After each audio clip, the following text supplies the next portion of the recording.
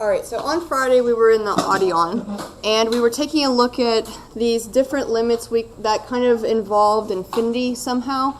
Either we had a limit that equaled infinity, or we had a limit that was approaching infinity.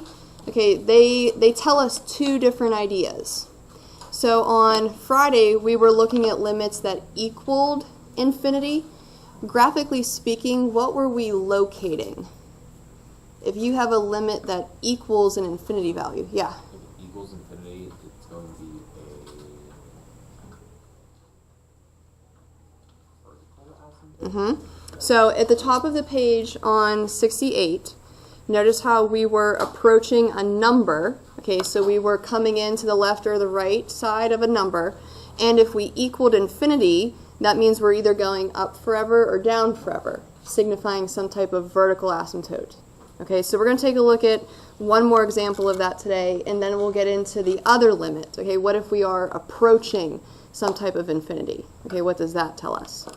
So this little paragraph in the middle, we're just going to fill in some key things here. If we have an infinite limit, meaning we equal infinity somehow, we are locating a vertical asymptote, like Ryan told us. Now, when we were in pre-calc last year, we were able to identify vertical asymptotes by kind of doing some factoring, right? In terms of a fraction, for instance, the one at the bottom, if you could factor the top and factor the bottom, how would you determine whether a value was a vertical asymptote or a whole? Do you remember what would happen? Go ahead, Lauren. If there was a whole, it would cancel out some of the bottom. Okay, so a whole cancels out, which means a vertical asymptote does not. Okay, so when a factor in the equation would not cancel out of the denominator, okay, I'll abbreviate denominator, then it was signifying a vertical asymptote. From this point forward, okay, we cannot use that as a justification. You cannot say, since this factor didn't cancel out, then this value is a vertical asymptote. That's what we did last year, okay? But this year we're in calculus, so we're going to use calculus justifications, okay, calculus reasoning. So from this point forward, this is not a viable justification for the existence of a vertical asymptote. Okay, we're going to go over what is a proper justification. So, justification for the existence of a vertical asymptote. We are going to say that the x value of a, whatever number it is a vertical asymptote only if, okay. So you can check one of two things. Either as you approach a from the left side of a function, you get positive or negative infinity, or maybe you feel like checking the right side of the function. You get positive or negative infinity. We have to show one of those. Whether you want to come in from the left or the right of a number, as long as you're reaching positive or negative infinity, you are signifying or justifying that you have a vertical asymptote there. So no longer can we say we have a vertical asymptote because it doesn't cancel out. Okay, you have to say we have a vertical asymptote because one of these two limits is true. Do we see the difference? Okay, what we did last year is going to help us figure out where a vertical asymptote is, but we have to justify using one of these limits. So that's what we're going to practice in this one. Okay, for the function below, find any vertical asymptotes, and if they exist, justify using limits. So let's go ahead and use that factoring technique to see if anything might cancel out or might not. Can we factor the top and factor the bottom?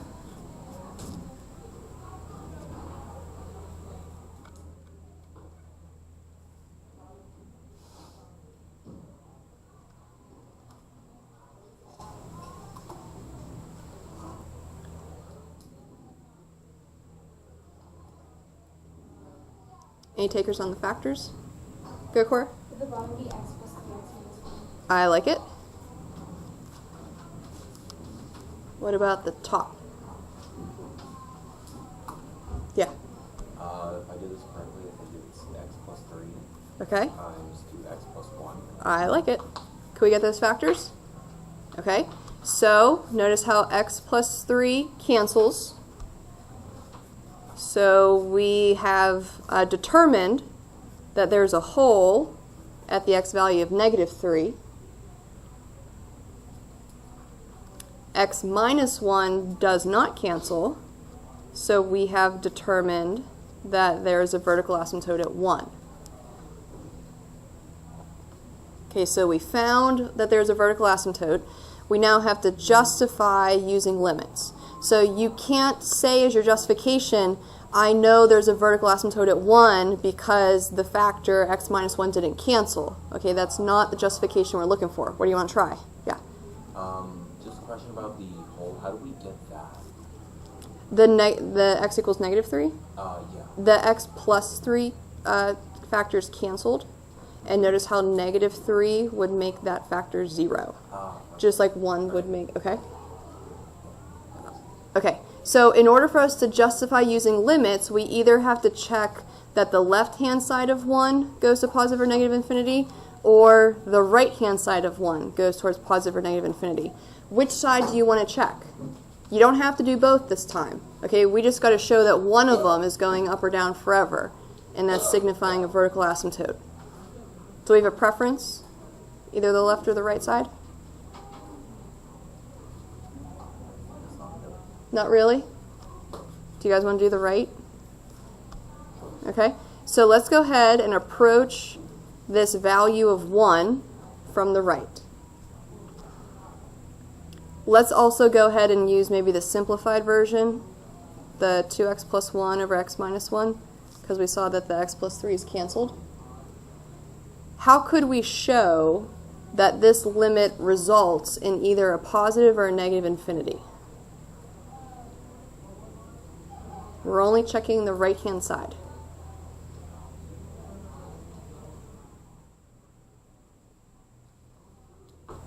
Yeah. Like 1.2, 1.1, something like that, slightly bigger, okay? So if you were to plug in 1.2, 1.1, whatever, the top part of the fraction would be positive, the bottom part of the fraction would be positive, so positive divided by positive,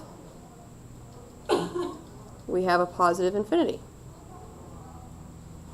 Okay, so there's a justification. We used a limit to prove that as we came in from one side of this vertical asymptote that we found, we reached positive infinity. So maybe in words we'll say vertical asymptote at the x value of 1 because the limit as we approach 1 from the right of this function was infinity.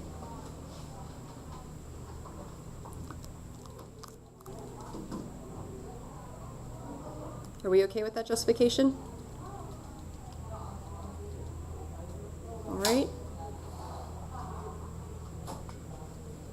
All right. Let's take a look at page 69. We're going to switch gears, okay? This time, instead of a limit equaling infinity, we're going to take a look at some limits that approach infinity. Do you see that going on in these? We're approaching either positive or negative infinity. So if you think about it graphically in terms of a picture, if you're approaching positive infinity, you're going all the way to the right. If you're approaching negative infinity, you're going all the way to the left. So in these cases, we're finding what's kind of called end behavior of a function, what's happening on the far right end and the far left end.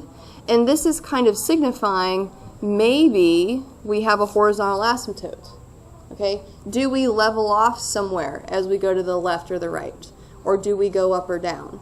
So the difference is if you get a limit that approaches a number but equals infinity, that's the vertical asymptote that we just saw.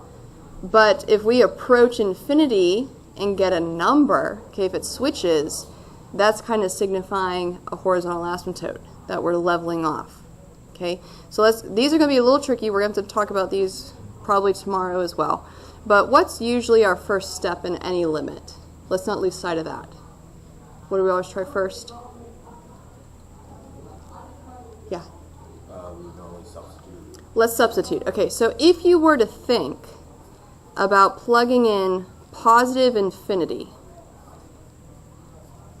I'm going to try to wrap your head around this idea. Okay, if you tried to plug in positive infinity, what is an infinity cubed times a negative 3? Can you think about that? A negative infinity value, right? Infinity cubed is even larger, but if you multiply by negative 3, you now made it a negative value. Does that make sense? Okay, and we're left with positive infinity minus 4. So, question of the day, what is negative infinity plus infinity minus 4? Yeah? Positive and negative infinities we just cancel out because they're kind of the same value. They're kind of the same value. Okay? I can. In a way they are because they're technically not defined. Mhm. Just like They- infinity is, I mean there's like a lot of different kinds of infinity. Like there's the infinite amount of like decimals like Right. like 22. When you start talking about number sets like real numbers and integers, there's infinite. I can understand that idea. Okay, I bet a lot of you see negative infinity, positive infinity, boom, gone, right? Cancel each other out. Do you have something different? Yeah, but it's kind of irrelevant. How? So go ahead. Do you know what infinity to the power of infinity is? That's technically an indeterminate form, but The name of it is? do you know the name of it? Yeah, Oh, enlighten me. it's Google. Infinity to infinity? Yep, Google. And infinity to the power of Google is Googleplex. Facts. Infinity to infinity is Google. Alex knows. I thought, oh, there you go, Aleph Null. Yeah, you've heard of that? I remember this conversation last year. Oh, Yeah, what is it? craziness. The lowest infinity, I think. The lowest infinity. Yeah. Yeah, no. All right, let me ask you this. So Ryan was kind of showing how these technically are opposites, so they should cancel each other out. And he said they're kind of the same number, but not quite. Okay? If you were, let me ask you this. Infinity is an idea. Okay, it represents a number, yes, but it's also an idea.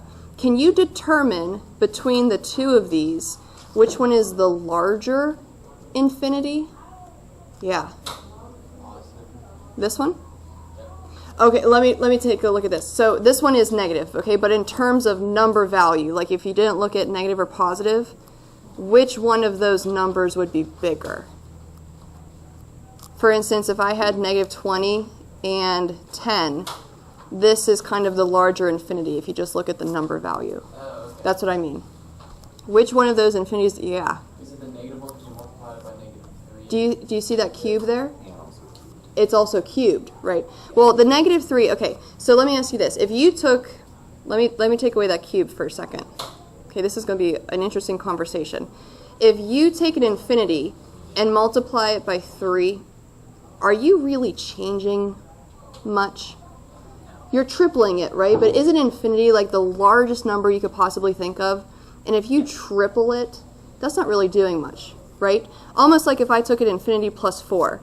That plus 4 is negligible. It's hardly changing your value. The cube, though, that's drastic, right? Infinity times infinity times infinity. Almost Googleplex. Okay, so when we take a look at this, I know you guys see negative infinity, positive infinity, they should cancel. But this is the larger infinity. So if you have a really, really negative number, but you're adding some big positive number, but not as big, and then you're subtracting 4, what are you left with? Really, really negative plus something not as big minus 4. Yeah. That'd be negative infinity. You still have a negative infinity. Can we wrap our heads around that? To a degree, yeah. To a degree, okay. To a degree. All right, so what's this telling us, this limit here? We said when we took a look at the limit, we were approaching positive infinity. So graphically speaking, we're traveling to the right. What is this answer of negative infinity telling us about the graph? The further we go to the right, what's happening? Yeah. We're approaching negative infinity. This is Y-axis. this is a y value, right? Limits or heights, they're y values. So the further you go to the right, your graph is going down forever. So we'll say graph goes down to the right.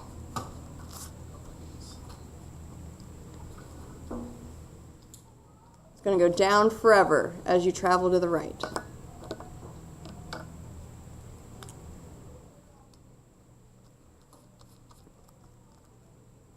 All right, let's try to wrap our minds around this next one. We're going to travel to the left-hand side. Let's go ahead and try our substitution idea. We're going to plug in negative infinity for all those x's.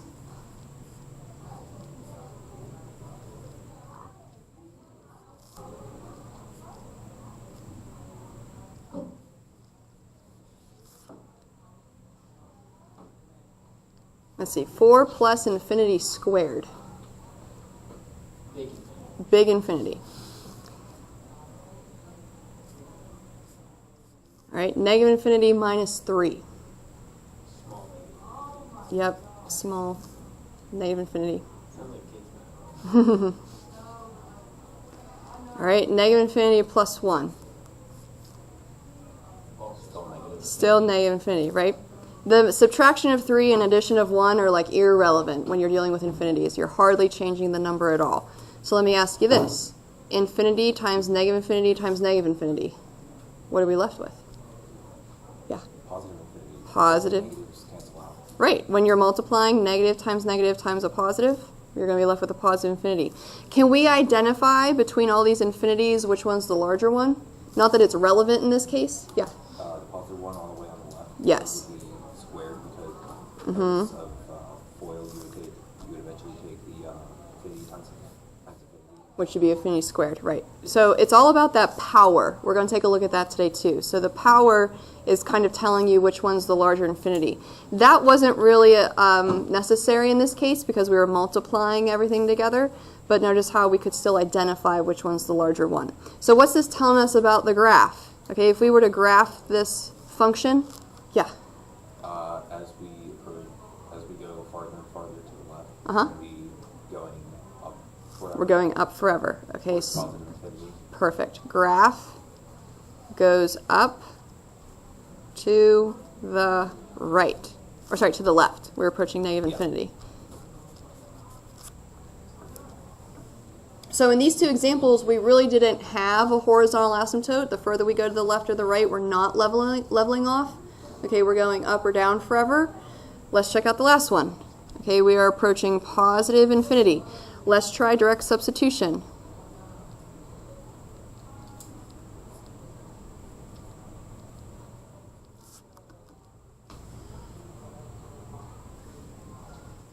All right, now this one's a little tricky because it's a fraction. We haven't really seen one of those just yet. So I really want us to kind of wrap our minds around this one a little bit more so than the other ones, okay? If you were to take, let me reorder this for a second. Negative 2 times infinity plus 3, okay, you can switch the order of those terms. If you are adding 3 on the end of some infinity value, is that affecting your number a lot? No. So if you want to think like that plus 3 really isn't there, that's okay with me. It's irrelevant. It's not changing your number that much. Same thing with the 3 on the bottom, right? You're taking some huge number plus 3. That's not really affecting your number either. So essentially, we're left with negative 2 infinity times infinity over infinity.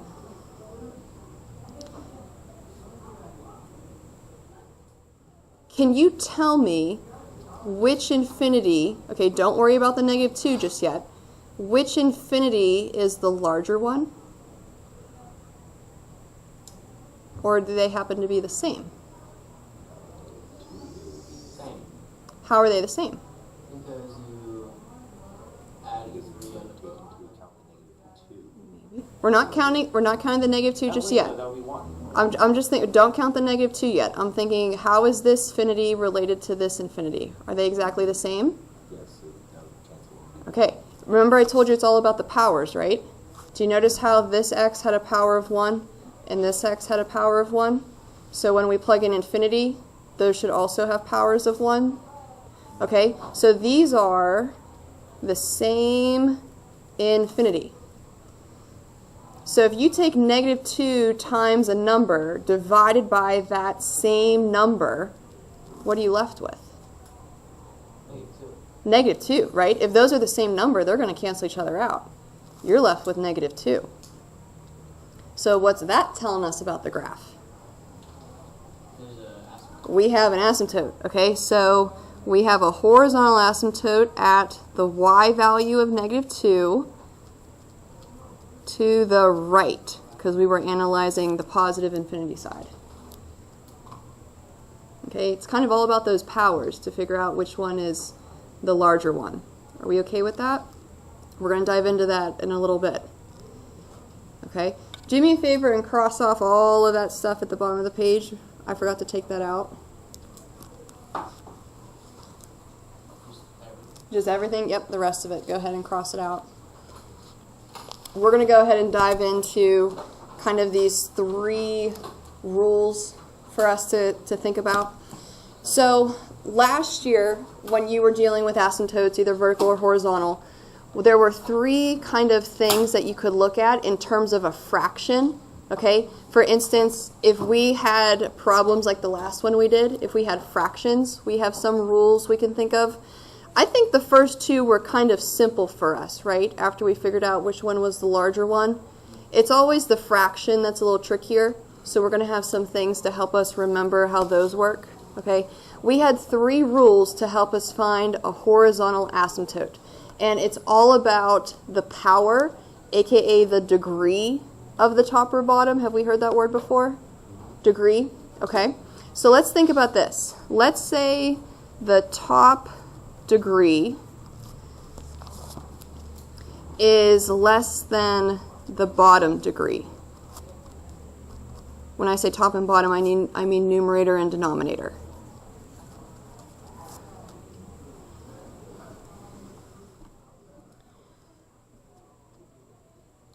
All right, so for example, maybe we have an x to the 4th over an x squared. We might be adding or subtracting other things on the end. That doesn't really matter, right? Because if we're plugging in infinity, adding and subtracting things don't really affect the value that much. Okay. So if you were to plug in infinity into this example, we would have infinity to the 4th over an infinity squared. Which one's the larger infinity? Yeah. The top one. The top one. Oh wait, top degree. Let's do this. Top degree is bigger than bottom. That example didn't make sense. I think I had it flipped, right? Okay, so we'll say top degree is bigger than the bottom. So if you have a larger number up top compared to a smaller number on the bottom, what are you approaching? If you take a large number divided by a small number, is your number getting really, really big, really, really small, or are you kind of leveling off somewhere? Can we think about that?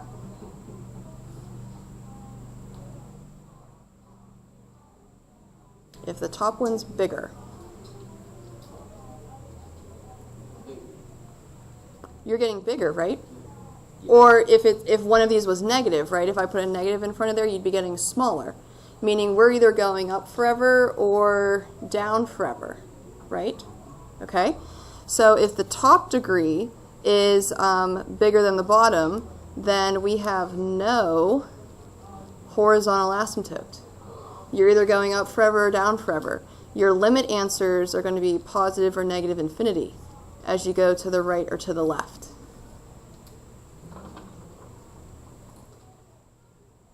Right? A really, really, really large number divided by something small is still a really, really, really large number, either going towards positive or negative infinity. Let's flip it a little bit. What if the top degree is less than the bottom?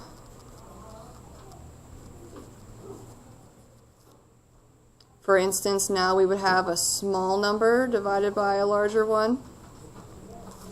If you took a small number like 1 and divided it by a much larger number, like 1,000,000 or 1,000, something like that,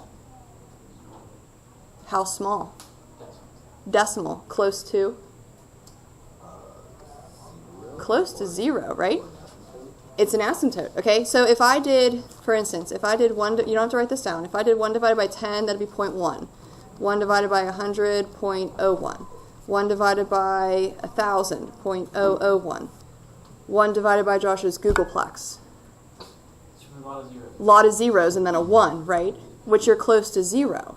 So in this case, we do have a horizontal asymptote at the y value of 0. We're getting closer and closer and closer to 0.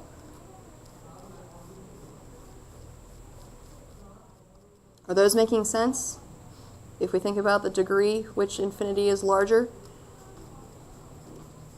Our last case here is what if the top degree is the same as the bottom degree?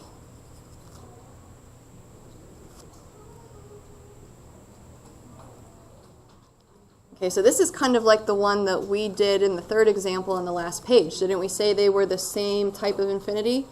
They were the same size? Okay, so where did we, I'm going to go back here for a second, where did we get the -2 from? Yeah. The numerator. So there was that -2 from the numerator. And we are dividing that by the 1, I guess, in front of the x. We had -2 over 1 left over. Okay? So if they have the same degree, we have a horizontal asymptote at the y value where you have to divide the coefficients, we'll say.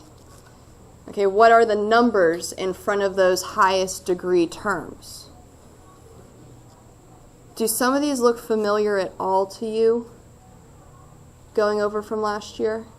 What was this thing? Divide the coefficients. Do these look at all familiar to us? Maybe, maybe not. If they don't, that's okay, because we're going over them now. Okay? So whenever we're dealing with fractions, okay, because we have to have something to compare the top to the bottom to. We're dealing with fractions. We have these 3 different cases that we're going to analyze. Okay? So let's take a look at the first one at the bottom. We're approaching positive infinity, so we're going forever to the right. The graph is on the right-hand side, so maybe you could trace the graph to the right to figure out what's happening. Can we determine what's going on as we go to the right? What are we approaching? Yeah. We're approaching, if I'm not mistaken, the y-axis. The x-axis. No, x-axis. Good, which is a y value of 0. Okay, so graphically speaking, you should be able to determine that, but let's say we didn't have the graph there. Okay, if we didn't have that picture, we could use these 3 cases. So let's go ahead and label what is the top degree, what is the bottom degree, and see if we can identify a horizontal asymptote. So what is the top degree? What is the largest exponent? Yeah. 1. 1. And the bottom degree? We got 2. Notice how the bottom is larger. Okay, so you have a small value over a large value. Can you think about what your graph would be approaching? Yeah. Based on the rules that we Yep. have, and also based on the graph, Mhm. why would be approaching? Yeah, the graph would be approaching 0. There we go. Horizontal asymptote at the y value of 0. So in terms of answering this limit, okay, we would say the limit as x approaches infinity of whatever function you have, that's 0. Based off those 3 rules, we can determine what the height is as we go off towards the right. We doing okay? Okay, let's check out the next one. Maybe we'll identify it based off the graph first. The further we travel to the right, looks like we level off at 2. Let's make sure we can confirm that off the equation, because maybe we didn't have the graph. to figure that out? Can we label the top degree, bottom degree, go from there? 2 and 2. Okay, so the degrees are the same. Okay, they have the same type of infinity. So, horizontal asymptote at the y value, where are we looking for in here? Good, Ryan? The coefficients. Yep, so we have a 2 over a 1. Remember, if you think about plugging in infinity here, the plus 7x, plus 6, plus 5x, whatever, those are irrelevant. If you have these two pieces being the largest ones imaginable, and you keep adding some other things to them, you're not really affecting the number at all. We're just focusing on those degree terms, okay, the largest values. So horizontal asymptote at the y value of 2, we had 2 over 1, so the answer to the limit then would be 2. The further we go to the right, we level off at 2.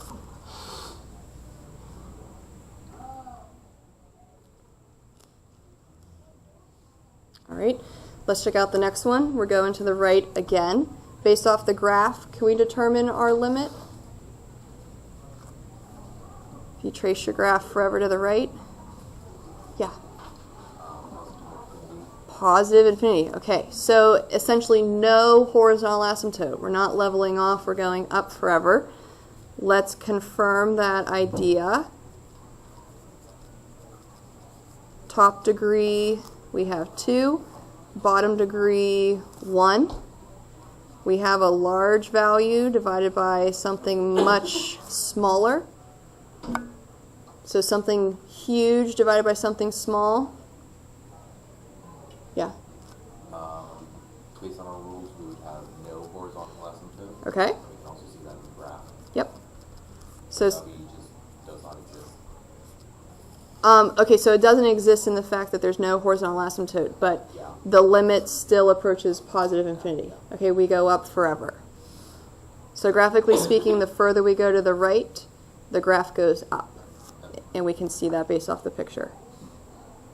Are we doing okay with the rules? Okay? Don't worry about memorizing them, okay? Just think about it. If you have something large divided by something much, much, much smaller, you're still a large value, okay? You're going to go up forever in that case. Let's go ahead and check out some of these limits that go towards the left, because some tricky things can kind of happen here. Okay? So graphically speaking, if we were to trace the left-hand side, looks like we would level off at 2. But let's say we didn't have the graph. How could we still figure out that same value? Okay, so top degree, bottom degree. Can you guys identify those? Bless you. Go, Liam. Top degree is 2. Okay. Bottom degree. Bottom is 2. Well, All right, so we have the same infinity on top and bottom. Horizontal asymptote at what? 1 is 2. 2. Right, you got to take the coefficients, divide the coefficients. 2 divided by 1. Okay, so we have an answer to the limit. The further we go to the left on this graph, we level off at 2. Perfect. Let's go ahead and check out the back one. Okay, left-hand side, if we trace the graph, looks like we're going to go down forever, so there's no horizontal asymptote. Let's confirm that idea. Top degree, bottom degree. Can we label? 2 and 1. So we have something large over something much smaller.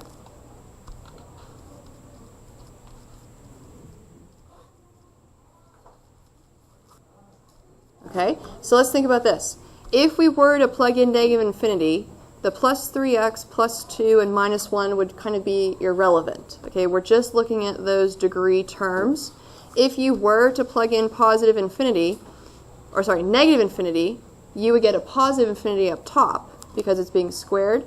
Whereas down below, wouldn't it stay a negative infinity? So if we have a positive infinity divided by a negative infinity, notice how we're going to have a negative value, negative infinity. So it makes sense graphically because we said the further we go to the left, we go down. So there's no horizontal asymptote. Our graph just goes down forever.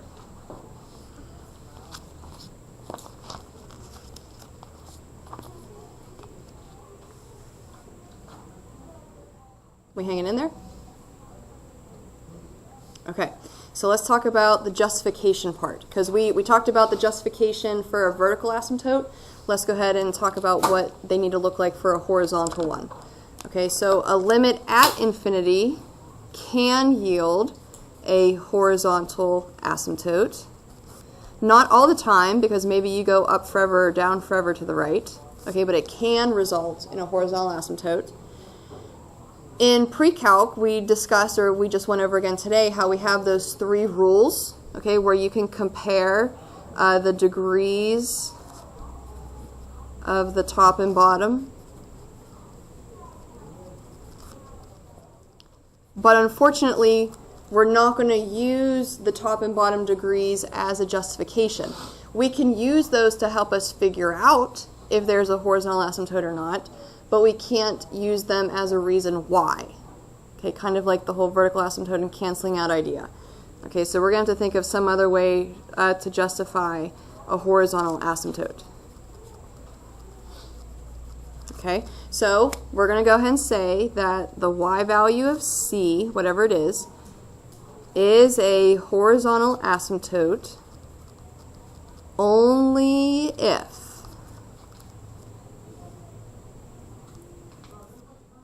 and we kind of have options with this case as well.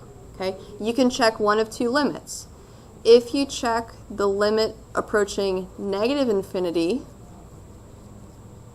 and you get that value or number of c, or you can check the limit going towards positive infinity, and you get that value of c, that number. So you can use the degrees, the comparing of degrees, to help you figure out if you have one or not, but to justify it, you have to use a limit. You have to formally state the further you go to the left or the further you go to the right, you level off at that value. Okay, so we're using calculus limits as our justification.